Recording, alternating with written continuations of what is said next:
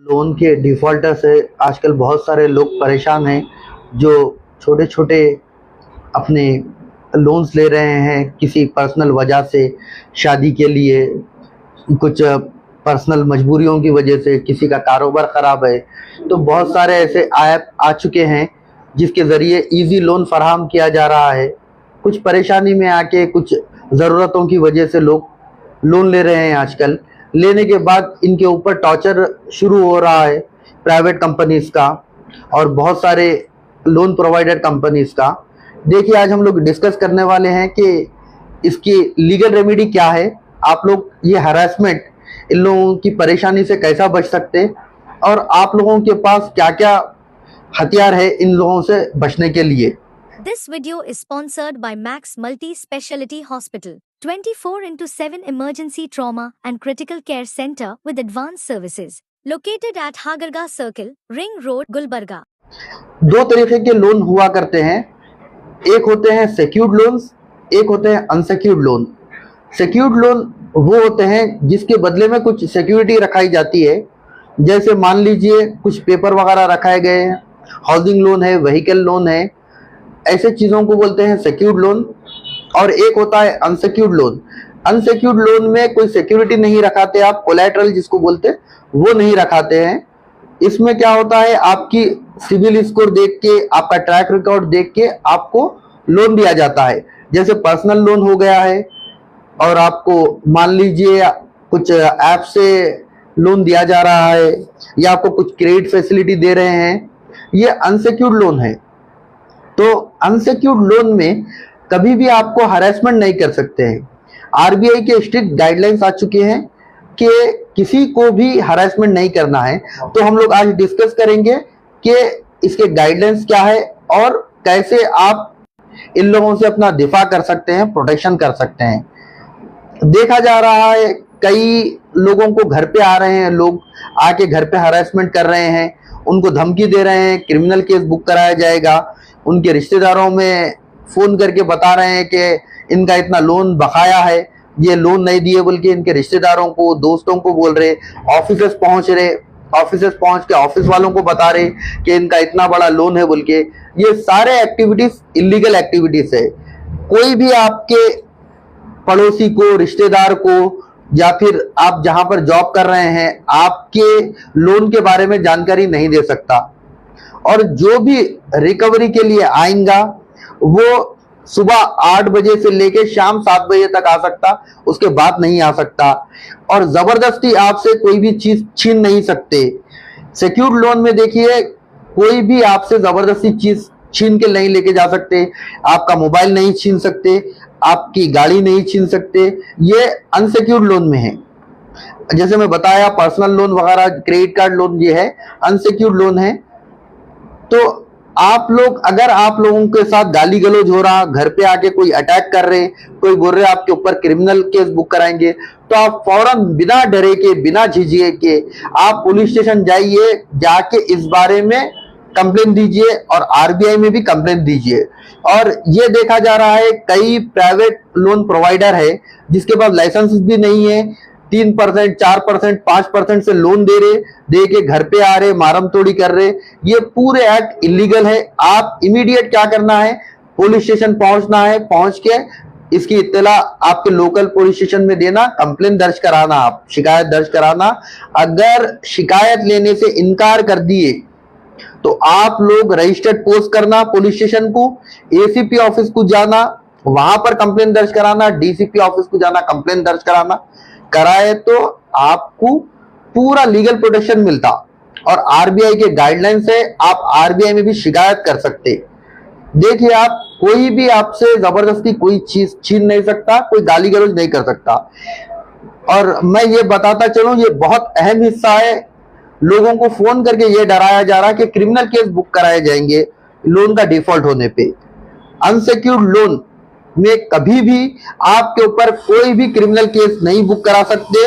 ICCPR, international covenant on civil protection right, section 11 में ये लिखा हुआ है कि अगर फाइनेंशियल आप कभी डिफॉल्ट करें तो आपके ऊपर कोई भी क्रिमिनल केस बुक नहीं करा सकते। ये टोटली सिविल काम है, सिविल कोर्ट को जाना रिकवरी के लिए, जो भी आपको लोन फराहम करे। ऐसे नहीं कि आपके ऊपर केस बुक करा दिए, पुलिस वाले उठा के लेके जाएंगे, आपको टॉर्चर करेंगे, मारेंगे, जेल में डालेंगे, ऐसा कुछ नहीं होने वाला है। अब देखिए आप, वो लोग क्रिमिनल केस बुक भी कराएंगे तो क्या बुक करा सकते हैं? चेक बाउंस केस होता है। अगर आप कभी सिक्योरिटी के लिए चेक्स रखा है उनके पास, वो चेक बाउंस हो गए, तो तब जाके वो लोग चेक बाउंस का केस करा सकते हैं। चेक बाउंस के केस कराने के भी लिए लिमिट है, उसके लिए भी नोटिस एक टाइम फ्रेम में भेजना पड़ेगा, वो टाइम फ्रेम में आपके ऊपर केस बुक कराना पड़ेगा। इंशाल्लाह हम कभी ये चेक बाउंस के केस का इन डिटेल वीडियो बनाएंगे, लेकिन चेक बाउंस का भी केस बुक कराना इतना आसान काम नहीं है आपके ऊपर। अब देखिए 420 का केस से डराते, 420 होता है चीटिंग। अगर कोई भी किसी वजह से डिफॉल्ट हो गया तो उसके ऊपर चीटिंग नहीं होती। चीटिंग कब होगी? जब आप कोई ऐसा डॉक्यूमेंट सबमिट करें, फोर्स डॉक्यूमेंट, धोखेबाजी से। जैसे मान लीजिए पैन कार्ड आप एडिट करके डॉक्यूमेंट सबमिट करें, बैंक स्टेटमेंट एडिट करके सबमिट करें, कोई भी ऐसा डॉक्यूमेंट आप धोखा देने के लिए उसको एडिट करके सबमिट करें, तभी आपके ऊपर ये बुक करा सकते 420, वरना 420 केस भी नहीं बुक करा सकते। और रीसेटलमेंट का भी एक है 25 सेक्शन में, वो भी आपके ऊपर नहीं बुक करा सकते कभी भी। जैसे कि ऑटोमेटेड आप लगा देते, ऑटोमेटिक आपके पास से पैसा कट हुआ था ऑटो पे, अगर आप ऑटो पे पैसा नहीं दे सक रहे तो आप बैंक को एक लेटर लिख के बताना कि मैं डिफॉल्ट हो गया बोल के, तो वो लोग कभी भी क्रिमिनल केस नहीं बुक करा सकते। रही बात, कोई भी आपके ऊपर इंशाल्लाह क्रिमिनल केस बुक होने के चांसेस नहीं है। मैं देख रहा हूं कि बहुत सारे लोग लोन के लिए रिकवरी एजेंट के हरासमेंट से सुसाइड कर रहे हैं, घर छोड़ के भाग रहे हैं, इधर उधर छुपते हुए फिर रहे हैं। आप लोगों को छुपने करने की, घबराने की जरूरत नहीं है। फाइनेंशियल लायबिलिटी हर एक के पास है, हर एक को जरूरत पड़ती है, हर एक आदमी खरीदा लेता। इसका मतलब ये नहीं है कि आप जो है सो कोई छुपेंगे कहीं पे या फिर जो सुसाइड करेंगे। हुकूमतों को तो खरीदा हो जाता, हर आदमी को खरीदा हो सकता। कई बड़े बड़े लोग खरीदा लेके डिफॉल्ट हो गए, तो आप अकेले नहीं है। आप इस कैटेगरी में कि लोन नहीं पेमेंट कर सक रहे, आप अकेले नहीं है। जो आदमी, जितना बड़ा आदमी सरमायाकार है, जितना बड़ा बिजनेसमैन है, उसके ऊपर उतना बड़ा लोन रहता। आप छोटे मोटे आदमी है, 25-50 हजार, लाख रुपए, 2 लाख रुपए आपके पास लोन है, तो आपको डरने की बात नहीं है। कोई आपकी इज्जत खराब नहीं कर सकता। अगर आके वो लोग आपके रिश्तेदारों को या ऑफिस में बोले, आप इमीडिएट उनकी पुलिस कंप्लेन कराइए, वीडियो रिकॉर्डिंग करिए। आप लोग घबराइए मत, आप लोगों के पास पूरे रेमेडीज है। अगर मान लीजिए आपका कोई बड़ा एक लोन है, आप वो लोन नहीं चुका पा रहे किसी वजह से, आप बैंक के पास पहुंचिए, पहुंच के बोलिए रीसेटलमेंट प्लान दीजिए, रीशेड्यूल। ईएमआई को वो लोग कम करके रीशेड्यूल करके देते आपको, उसको कम लेसर अमाउंट की जो है सो ईएमआई मिल जाते आपको। अगर मान लीजिए आप टोटली आपका बिजनेस कोलैप्स हो गया, आप ऐसी कंडीशन में हैं आप पे ही नहीं कर सकते, तो आप आईपी इंसॉल्वेंसी पिटीशन भी डाल सकते हैं।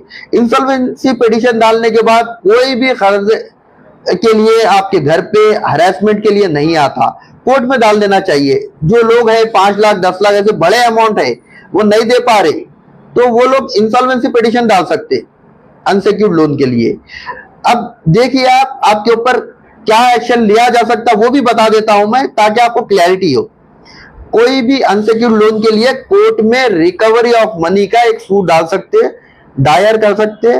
जो चिट फंड वगैरह के कंपनी डालते, वो उसमें क्या होता है, आपको केस चलता। अमूमन देखिए आप, हमारे पास सिविल केसेस 3, 5, 10 साल तक भी खींचे जाते, कम से कम 3 साल तो चलते। तो उसके अंदर आपके पास उतना टाइम है, आप वो ड्यूरिंग द पेंडेंसी, जब आपका चल रहा केस अभी खत्म नहीं हुआ, तो आप जाके कोर्ट में बोल सकते हैं कि मैं इतना ईएमआई पे कर सकता हूं, मैं मेरी कैपेसिटी नहीं है। मान लीजिए आपका 10,000 रुपए का ईएमआई है, आप कोर्ट को बताइए कि मैं 5,000 रुपए के ईएमआई पे करता हूं, तो कोर्ट आपकी बात कंसीडर करता। और इसमें भी आपको ये सिविल रेमेडी है, ये क्रिमिनल रेमेडी नहीं है आपको इमीडिएट जेल में डालने की। अगर आपके पास कैपेसिटी नहीं है तो भी आप बता सकते कोर्ट को कि कैपेसिटी नहीं है। इसमें आपकी डायरेक्ट सैलरी अटैचमेंट नहीं होती जब तक कोर्ट का ऑर्डर नहीं आया। आपको रिलैक्स रहना है, आपको घबराना नहीं है, भागने की जरूरत नहीं है। सुकून से आप जो है सो वो करिए। आर्बिट्रेशन, आर्बिट्रेशन के नोटिस आते कि लोग घबरा रहे। आर्बिट्रेशन क्या है? आर्बिट्रेटर ये उसके अंदर एक क्लॉज रखा देते, उन्हें दोनों के बीच में मिला जुला के दोनों को बिठा के बात करके एक सेटलमेंट प्लान अरेंज करता आर्बिट्रेटर। आर्बिट्रेटर आपको मार के गल्ला पकड़ के पैसे वसूल नहीं करते, आपको बिठाते, बिठा के समझाते कि आपकी परेशानी क्या है। सुनते वो लोग, सुन के आपसे पूछते कि आप कितना रीसेटलमेंट प्लान दे सकते हैं, भाई क्या है आपकी कैपेसिटी क्या है, सुन के उसके बाद करते। आप बताइए मैं इतना पे नहीं कर सकता हूँ, ओटीएस वन टाइम सेटलमेंट में मैं इतना पे कर सकता हूँ। आप बैंक को बता सकते कि मैं वन टाइम सेटलमेंट में, मान लीजिए आपका 1 लाख है, मेरी कैपेसिटी है 10,000, 20,000, 25,000, और ये देखा भी गया है 1 लाख के लोन को 25,000, 20,000 में भी बैंक क्लोज करते। अगर आप डर के भागेंगे तो ये काम नहीं होता। तो आप रहिए सुकून से, जो है सो उनका मुकाबला करिए, बताइए आपकी क्या परेशानी है। आप अकेले नहीं है, आप इज्जत के लिए भाग जा रहे, ऐसा कोई भी शख्स नहीं है, किसी को जरूरत नहीं पड़ी। हर आदमी को कभी ना कभी किसी ना किसी से बदल पैसे लेने की, लोन लेने की जरूरत पड़ती, तो वो कभी अपने रिश्तेदारों के पास पहुंचता, कभी दोस्तों के पास पहुंचता, कभी कंपनीज के पास, कभी बैंक्स के पास पहुंचता। तो आप सुकून से रहिए, रह के मुकाबला करिए, डरने घबराने का नहीं है। और खास तौर से मैं उनके बारे में बोल रहा हूं मैं जो अपनी जान देने के बारे में सोच रहे हैं। जान देना कोई हल नहीं है, आपकी जान बहुत कीमती है पैसे से। आप कभी भी ये दिमाग से ख्याल निकाल दीजिए कि आपको जान देना है बोल के। आपकी जान बहुत कीमती है, आपका ये बड़ा सरमाया है। आप करोड़ों की जान है, आप आपकी जान की कीमत नहीं जानते। कभी भी ये बारे में मत सोचिए। और गायब होने के बारे में बिना बताए कि बिना घर वालों को बोल के गायब होने के बारे में मत सोचिए, क्योंकि घर वाले परेशान होते हैं, हर परेशानी आती। कोई भी आपको जॉब की जगह भी आके आपको हरासमेंट करके बता नहीं सकता कि आपका लोन पेंडिंग है। अगर वैसा भी हुआ तो आप लीगल एक्शन ले सकते। आप डरिए मत, जॉब के पास आया तो उसको बोल दीजिए, भाई मेरे जॉब के पास नहीं आना, तू क्यों आ रहा, किसी से बात नहीं करना वो लोग। और अब हम बताने जा रहे हैं स्टेप 2, जो आपके व्हीकल्स के बारे में है। ये सिक्योर्ड लोन के जमरे में आता है। सिक्योर्ड लोन के जमरे में क्या है? अगर आप कोई बैंक से कहीं से आप लोन लिए, मान लीजिए आप कार लिए या बाइक लिए, बाइक लेके आप इस्तेमाल कर रहे, आप डिफॉल्ट हो गए, मतलब आपकी ईएमआई जो है आप टाइम पे बन नहीं पा रहे, तो बैंक क्या करते हैं अमूमन 60 डेज सरफेसी एक्ट में 60 डेज की आपको नोटिस वेट करना। 60 डेज के बाद नोटिस देते वो लोग कि आपका इतना अमाउंट पेंडिंग है, आके बनिए। फिर आपको 15 दिन का टाइम दिया जाता। उस 15 दिन में अगर आप पैसे बन दिए तो कोई भी एक्शन नहीं लेते। मान लीजिए आप फिर भी रिपेमेंट नहीं कर सके तो कोर्ट क्या करता है, बैंक क्या करता है, आपको रिपोजिशन के लिए उसमें अगर क्लॉज है तो पोजीशन ले सकता। वो भी पोजीशन कैसा लेना, उसके जो ऑथराइज एजेंट रहते गले में अपना कार्ड डालना, और आपकी गाड़ी जो सीज हुई, सीज करने का बैंक से लेटर, ऑथराइजेशन लेटर लेके आके सीज करना। आपको रोड पे रोक के, डरा के, धमका के आपसे चाबी खींच के लेके जा रहे, गल्ला पकड़ के लेके जा रहे, वो टोटली इलीगल है। वो लोग प्रॉपर आरबीआई के गाइडलाइन फॉलो करना। अगर कोई भी इंसान आपको जबरदस्ती डरा के, धमका के, मारने, चाकू बता के अगर आपकी गाड़ी खींच के लेके जा रहा, चाहे वो बैंक का एजेंट हो या ना हो, आप उनके खिलाफ जाके केस दर्ज करा सकते। उसकी जिम्मेदारी है कि वो आइडेंटिटी कार्ड शो करना और आपका सीजिंग लेटर शो करना, और इमीडिएट जब आपका सीज हो जाती गाड़ी तो सीजिंग लेटर इशू करना आपको। अगर ये चीज इशू नहीं कर रहे तो टोटली इलीगल है। आपको कोई भी, और मैं ये भी देखा कि घर के बाहर या कहीं भी गाड़ी रखी हुई है, दूसरी चाबी लगा रहे, खोल के लेके जा रहे, ये चोरी के अंडर आता। बिना आपको इत्तला दिए कि अगर कोई भी आपकी गाड़ी लेके जा रहा है तो चोरी है, इमीडिएट आप जाके पुलिस स्टेशन में कंप्लेन कराइए। अगर पुलिस वाले कंप्लेन लेने से अगर इनकार करे तो आप एसीपी, डीसीपी को डालिए, प्राइवेट कंप्लेन बुक कराइए। आरबीआई में भी आप डाल सकते, ओम्बड्समैन में भी आप इसकी शिकायत कर सकते। तो मैं ये बोलना चाह रहा हूं, आप लोग कभी घबराइए मत, हर एक के ऊपर लायबिलिटी है, सुकून से रहिए।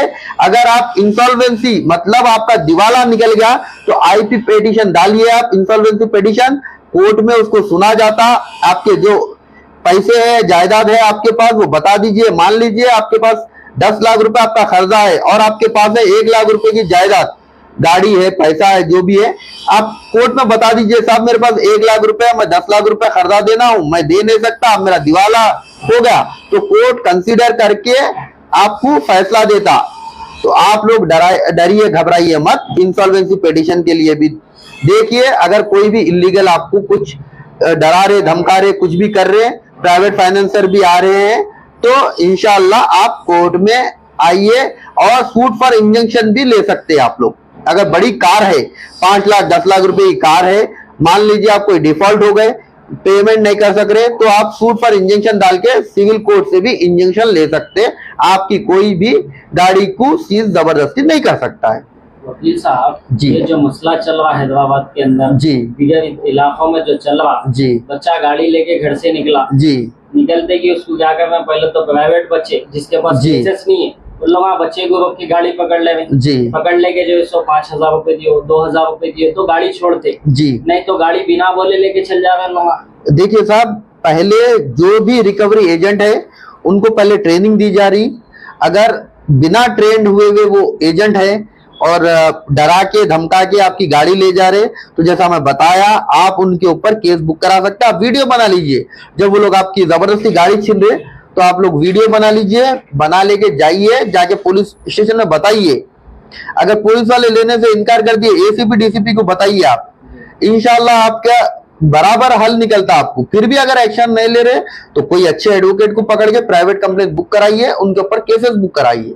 तो ये जो प्राइवेट कंपनियां हैं इन लोगों को जो है तो समय पहले ये चाहिए कि ये बच्चों को दे दे रहे हैं लोग, जिसको बोले जिसके पास लेटर नहीं है गाड़ी पकड़ते कि सीज कर देने का है, सीज का लेटर दे देने का है इनको, तो ये चलवाइच नहीं। जो कंपनियां वाले और लोग जो है सो खाली गाड़ी ला लो, 5,000 रुपए देते, 3,000 रुपए देते, ये जो चल रहा गाड़ी पकड़ के उन्हें ले जाके दे दे रहा, उसको पैसे नहीं जा रहे वहां से। देखिए आप जो भी एक्टिविटी जैसा आप बता रहे कि प्राइवेट लोग हैं, अनट्रेन्ड लोग हैं, उनके पास कोई लाइसेंस नहीं है, उनके पास ट्रेनिंग नहीं लिए, जबरदस्ती आ रहे, ताकत के बलबूते पे जोर से खींच के लेके जा रहे, ये इलीगल एक्टिविटी है।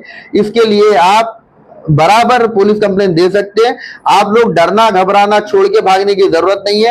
ये देखा गया कोई लेडीज के साथ जा रहे तो उनको डरा धमका के उतार दे रहे, जबरदस्ती लेडीज के साथ भी जो जोर जबरदस्ती कर रहे। तो अगर कोई भी लेडीज की इज्जत के साथ खेलेंगे, जबरदस्ती करेंगे, तो इमीडिएट आप लोग जो है सो एक्शन लीजिए। और दीगर लोग भी अगर देख रहे, मान लीजिए किसी के साथ जबरदस्ती मारम तोड़ी करके कोई खींच के लेके जा रहा, तो आप वीडियो बनाइए ताकि बेचारे विक्टिम जो परेशान हाल है उसको कम से कम पुलिस स्टेशन में बताने के लिए कुछ ना कुछ एक सबूत रहता कि भाई मेरे साथ ये हादसा हुआ, ये हादसा हुए, बात आप फराहम करिए। क्योंकि बहुत सारे लोग क्या करते, भाई हमारी लड़ाई झगड़ा नहीं है, हम क्यों इन्वॉल्व होना उसके अंदर मारम तोड़ी में, बोल के नहीं जाते। तो आप मत जाइए, खामोशी से आप वीडियो बनाइए, उसको बेचारे को दीजिए, जो विक्टिम है वो लेके आके कोर्ट में पेश करता, पुलिस स्टेशन में देता एज एविडेंस, और एविडेंस लेके पुलिस बराबर अपना काम करती, इन्वेस्टिगेशन करती। और देखिए आप, पुलिस बहुत अच्छी है, तेलंगाना की पुलिस बहुत फ्रेंडली पुलिस है,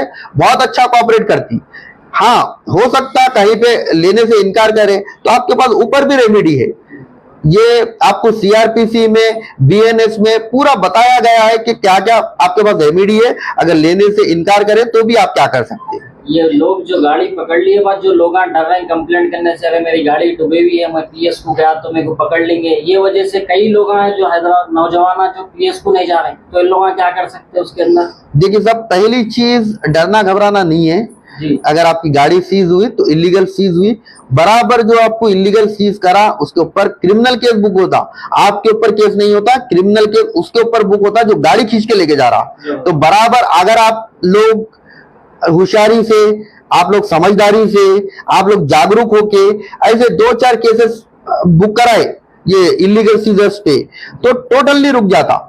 अगर आप लोग जब तक हिम्मत नहीं करेंगे, कोई ना कोई इनिशिएटिव लेना, लेके आगे बढ़ के केसेस बुक कराना, 1, 2, 4, 5 केस हो गए, उसके बाद मीडिया में आ गया कि भाई इलीगल जब भी कर रहे तो केसेस बुक हो रहे, तो हिम्मत से हर आदमी आता सामने आके केसेस बुक कराता। और ये जो चल रहा हरासमेंट का चक्कर चल रहा हैदराबाद में या फिर दूसरे कोई भी शहर में, तो टोटली रुक जाता। अगर आप लोग खामोश बैठेंगे, अपनी गाली दे देंगे, अपने सरमाए दे देंगे, घर पे कोई आके आपको गाली गलौज करा, खामोश बैठेंगे, तो इसका हल नहीं है। उन लोगों की हिम्मत बढ़ रही। आप जैसे ही 1-2 बार आप केसेस करना चालू करें तो इंशाल्लाह ये रुक जाती। कुछ लोग जानबूझ के गाड़ी लेते, जबकि उनको मालूम है हम EMI नहीं बन सकते, फिर भी जाके गाड़ी ले लेते। उन लोगों के लिए क्या बोलना चाह रहे आप? देखिए साहब, जो जानबूझ के जो बदमाशी करते उन लोगों को तो कुछ सोल्यूशन नहीं है। उन लोग तो इलीगल, उन लोग भी इलीगल काम कर रहे, तो खामोशी से वो लोग गाड़ी दे देना, क्योंकि उनकी नियत ही है पैसे नहीं देने की। आपके पास नहीं है तो आप खामोशी से गाड़ी दे देना। हाँ, फाइनेंशियल डिफॉल्ट तो कोई भी हो सकता, किसी के भी ऊपर मुसीबत आ सकती, कभी टाइम पे पेमेंट नहीं कर सकता, वो अलग चीज है, शरीफ आदमी को सता रहे। लेकिन जो जानबूझ के अगर कर रहा तो अब उसको तो कोई भी सपोर्ट नहीं कर सकते। तो कानून में क्या है इसके बारे में? कुछ लॉज है कि तो मालूम है ऑलरेडी 2-3 जगह डिफॉल्ट करा, फिर भी ये 4th टाइम वो ऐसा कर रहा है। देखिए साहब, आम आदमी को, बैंक को कैसा मालूम होगा इन्हें जानबूझ के डिफॉल्ट करा बोल के? कोई भी आदमी जानबूझ के भी कर सकता है या फिर मजबूरी में भी कर सकता। किसी की क्या मजबूरी है, क्या मालूम है आपको? आप ये समझते कि इन्हें जानबूझ के करा। किसी का कारोबार अच्छा चलता, देखिए आप लॉकडाउन में कई लोगों के कारोबार खराब हो गए, कर्जे लेके कारोबार कर रहे थे, टाइम पे जो है सो लोन वगैरह पेमेंट भी कर रहे थे, EMI बन रहे थे, लॉकडाउन आ गया, नहीं बन सके। तो इसका मतलब ये नहीं है कि वो लोग जानबूझ के करे। जानबूझ के हर आदमी नहीं करता, अगर जानबूझ के कोई कर रहा तो उन्हें भी इलीगल है। और ये 3-4 जो फाइनेंस के जो ड्यू है जी, आगे लोग जो है तो परेशान कर रहे हैं। 3-4 आदमी आगे जो डराए गाड़ी छीन रहे, प्राइवेट फाइनेंस वाला। देखिए साहब, प्राइवेट फाइनेंसर आपको बताया गया NBFC बोल के है, एक बैंक है, नॉन बैंकिंग फाइनेंशियल कॉर्पोरेशन। वो लोग रजिस्टर्ड है क्या? अगर रजिस्टर्ड है वो लोग, तो प्रॉपर RBI गाइडलाइंस फॉलो करना सीज के लिए भी। मैं जैसा बोला आपको, 60 डेज अगर आप पेमेंट नहीं कर सके EMI का, आपको नोटिस इश्यू करना, फिर उसके बाद 15 डेज का टाइम देना पेमेंट के लिए। उसके बाद प्रॉपर उन लोगों क्या करना, सीजर की रिपोजिशन की एक वो रहता, लेटर रहता, अगर अग्रीमेंट में लिखे हुआ है तो रिपोजिशन का लेटर लेके आना। ऐसा नहीं आ गए डरा धमका के गाड़ी खींच लिए, नहीं है। आपको आना, प्रॉपर फॉलो करना स्टेप्स जो बताए गए हैं। आके चाबी खींच ले रहे आपसे, डरा रहे, धमका रहे, जब वो आएंगे तो मैं जैसा बताया आपको, आइडेंटिटी कार्ड बताना और आपकी जो गाड़ी सीज कर रहे सीजिंग लेटर बताना, और सीजिंग लेटर आपको देना भी वो लोग। ऐसा नहीं है जिसका मर्जी दिल बोला, गली में चलते चलते मैं बैंक का आदमी हूँ, गाड़ी सीज कर देता हूँ आपकी, आपका नंबर देखा मैं। ऐसा नहीं, मैं ऐसे भी मेरे को केसेस सुनने में आए कि लोग जो है तो गली में से जाते आते, ना बैंक के एजेंट है ना कुछ है, आपकी गाड़ी बैंक की है बोल के, प्राइवेट जिसकी ओन गाड़ी बेचारा पैसे दे के लिया गाड़ी, वैसी गाड़ी को भी रोके। जो आदमी पूरे पैसे दे के गाड़ी लिया, कभी EMI नहीं लिया, कभी जो है तो कोई लोन नहीं लिया, वैसे आदमी की भी गाड़ी रोक के टार्चर करके पैसे दो भाई, आपकी गाड़ी बैंक में है बोल के भी बोले। और लोग क्या करते हैं, उनको नहीं मालूम रहता, अरे बैंक का आदमी है क्या है, रोक के, अरे मैं बैंक का हूं, आपकी लोन पे है ना गाड़ी, मेरे को चाबी दियो बोल के खींच के भी लेके जा रहे। तो ये सब इलीगल एक्टिविटी है। उसका आइडेंटिटी कार्ड पूछना आपका हक है, आइडेंटिटी कार्ड पूछना, बैंक का लेटर पूछना उनसे, और जब सीज कर रहे तो सीजिंग लेटर देना। अगर नहीं दिया उन्हें तो आप फौरी पुलिस स्टेशन को जाना, जाके जो है कंप्लेंट बुक कराना। इंशाल्लाह फिर कभी हम लोग फिर कोई दूसरी टॉपिक पे इंशाल्लाह फिर से डिस्कस करेंगे। शुक्रिया, खुदा हाफिज।